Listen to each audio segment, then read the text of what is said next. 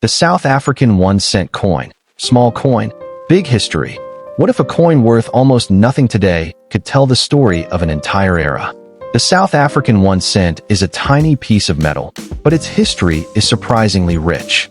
South Africa entered the decimal currency era in 1961 when the rand replaced the old pound system. The first 1-cent coins of this era were issued from 1961 to 1964 and were made of brass, making them much larger than many of the later versions. In 1965, a smaller bronze 1 cent was introduced, measuring about 19 millimeters and weighing around 3 grams. Its design featured a portrait of Jan van Riebeeck on the front, while the reverse showed 2 Cape sparrows sitting on a branch.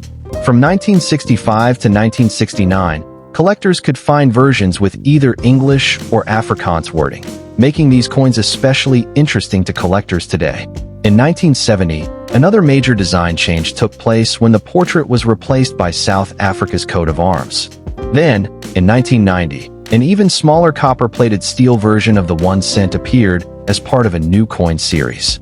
The final 1-cent coins were minted in 2001, bringing the long journey of this tiny denomination toward an end.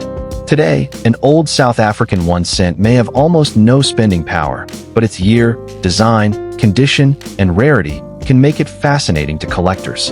And that's the mystery of old coins. Their face value may disappear with time, but the history engraved on them can last forever.